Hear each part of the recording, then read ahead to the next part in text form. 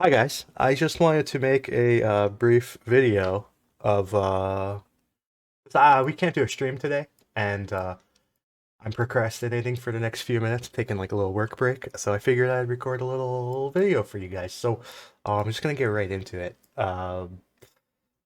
Okay, so um, the southern area of Donetsk, the southernmost part is at least temporarily stable. We're not seeing too much action. They are kind of moving north from Vodiana. We're seeing Russia kind of just bombing everything. Here and here and everywhere. They're just bombing everything at this point, just softening up everything. They're going to do a push at some point, but it still might be a month, 2 months, 3 months away from their next major push down here, because they really have to do their preparatory work. Because Ukraine has a bunch of pretty decent defensive positions here. Um, these tree lines are, I believe, currently manned by Ukraine.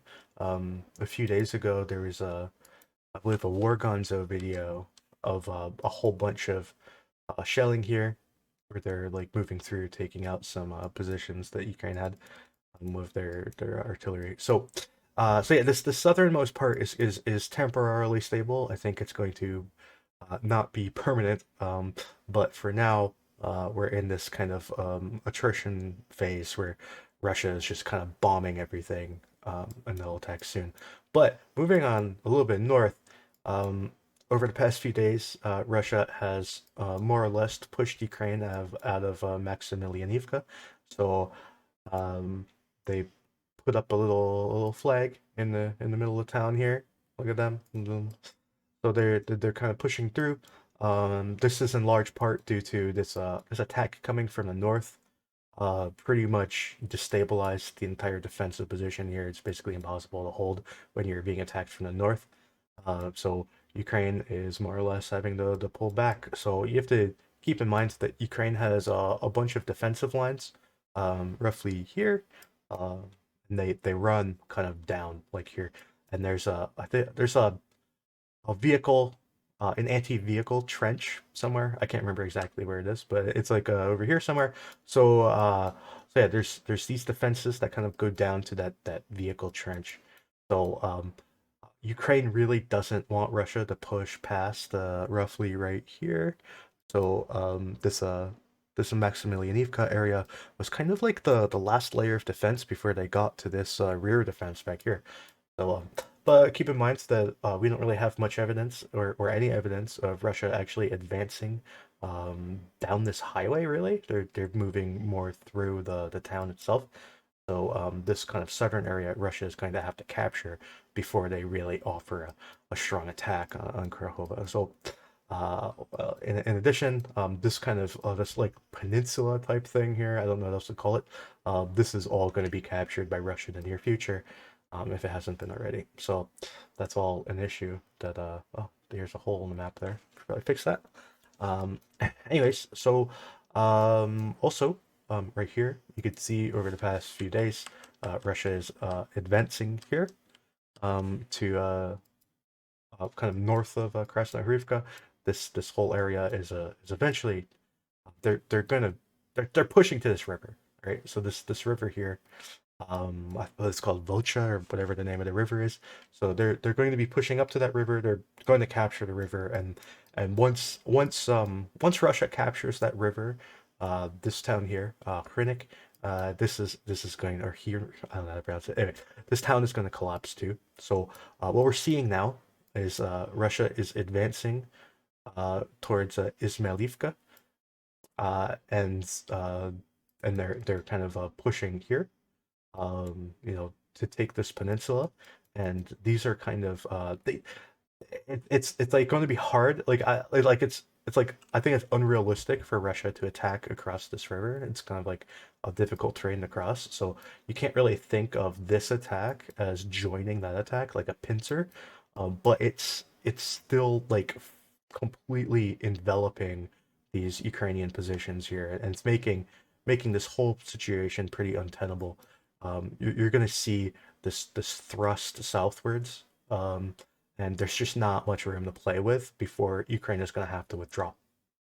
That's really bad. Like withdrawing from here is remarkably bad, because it basically surrenders one of the best defensive positions that Ukraine had to hold this area, and you're gonna have to move the front all the way back to like back here. So that's it's not good, not doing great here. So this little area here is basically a train wreck. It's a almost worst case scenario for Ukraine here.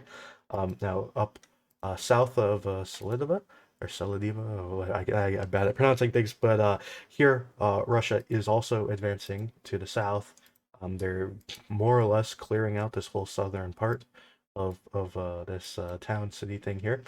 So and also they're kind of attacking north too. Um, they're they're basically trying to cut off the town. Um, Similar to what's going here. So they're trying to cut it off by wrapping around from the south, and they're also attacking from the north. So um, this town is in a very significant amount of trouble at the moment. The situation just keeps getting worse here. So if you go back in time a little bit, you see Russia has been advancing on Sirkuni. Um, they captured it. When they captured the eastern part of the town, the western part of the town became completely untenable and is rapidly collapsing. So this is just kind of just getting worse and worse here. So, and then if you go on north, this northern attack is not really advancing very much. There's these very slight advances where Russia lost a few vehicles here, but other than that, it's not this whole northern section is not really Russia's goal. What they want to do is just go west and get over here behind Velika Novosilka. So they want to get behind it back here.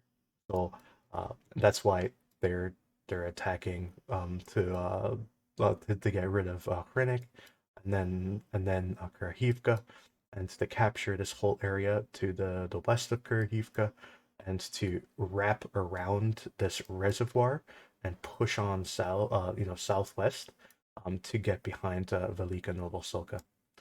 Simultaneously, we see Russia assaulting to the southwest of Velika Novosilka, pushing towards Levadna, pushing towards Novodarivka, and today we saw a video roughly around here somewhere where a bunch of a motorcycle gang basically attacked up, and they were hit by cluster munitions, and the motorcycle gang didn't do too well. But the main point is that now you have Russia kind of threatening this position here. Now this position is not critically important to Ukraine's defense, but what it's doing is making Ukraine actually defend it. So it's kind of like an Hamel and anvil sort of situation where this would be the anvil. So you want to get Ukraine to defend these positions over here, and then this over here is the hammer coming in. So the hammer going boop. I think that's kind of what Russia's long-term goal is here. This kind of northern section, I don't think Russia really cares about right now. They want to take the southern part. Now, if we move on up to Toretsk, I did a map update yesterday that more accurately shows what's going on in Toretsk. You see this kind of this western part corrected the Ukrainian control, and this northern part kind of corrected the Russian control. And I think this better represents what's actually going on here. All right, sorry, I had to edit in a new clip. So here's the part about Chasiv Yar, but part two. All right, so moving on up to Chasiv Yar. This definitely isn't a new clip that I completely am re-recording. But anyways, so in Chasiv Yar, Russia has crossed the canal in two major places. One place they've been moving down this highway here, and they put up a little flaggy poo on this building here. Not great, Bob. Not great, Bob. So that's a bad situation. They might even control more than this. I just know that they were moving on down this highway. I know that they were in the trenches along this pond or whatever, um, and they may have completely captured this pond and moved in this way. I'm not sure, or maybe it was a DRG. I'm not sure. I'm not sure if they control this whole area. I don't know, but they also crossed the canal here. Then they crossed it with a bunch of tanky poos and armor. Yeah, you can't really see much in this image, but that's what they did. They moved on in, and yeah, they definitely captured this part of the town. They may have captured that part, and this part appears to be contested. Um, in both of these cases, the canal remains a significant impediment for the Russians. So these positions could, in theory, be lost with a Ukrainian counterattack. Um, so Ukraine could, if they were to attack, these Russians would be difficult to quickly uh, aid, because any forces you have would have to cross the canal, which is difficult to do. There are crossing points, but it's just slower. It's not a rapid response sort of thing. So Russia would be pretty heavily reliant on artillery and drones to help these guys out in the event of a significant counterattack. And in theory, if you were to overwhelm them, despite that artillery and drone protection, you could push them back over the canal, or you could even just push into the canal and capture this area and get these guys cut off, which would be bad for them. Similar here, where the crossing here is difficult to pull off. There are a few places you can cross, but it's just slower and more difficult.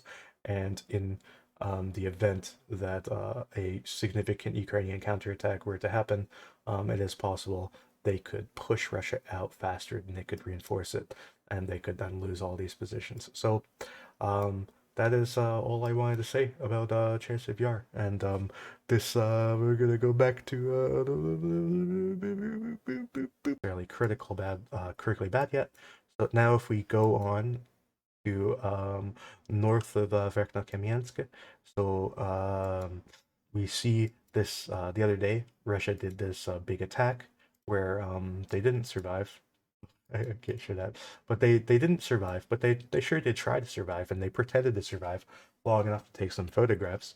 And but they advanced a pretty long way, going boop boop boop boop boop down this kind of road here, boop boop boop, and they kind of perished at this intersection between like these two tree lines in the road right there. So in addition to that, Russia appears to control a portion of the town. They might control more. I'm gonna draw some little tiny dots, little tiny baby dots. They might control like here-ish. They might control there-ish. I've heard that Russia does not control more than 50%. They control less than 50%. Um, but I don't know exactly how much they control. I do know that they were assaulting this road, these houses here. I don't know if they took these houses south of that. They very well may have done so. They also may have captured this entire area over here, which is part of the trench system. The trench system that is in this field here kind of wraps down and is here too. So if they moved through that trench system and captured it, and then moved into the town that way, they could control this whole area. But I just don't have firm enough evidence to say that they do confirm it. So I just have it as a gray area at the moment. And of course they did this attack in the north. I don't think they actually captured anything in this attack because I don't think anybody survived. And then moving on north a little tiny bit, we see Russia captured just a little bit here in Nevska.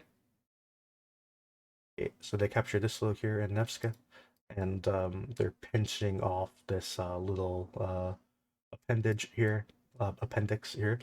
This appendix might not even exist anymore, to be honest. I'm not sure. Uh, so, so yeah, that's kind of all of that kind of stuff.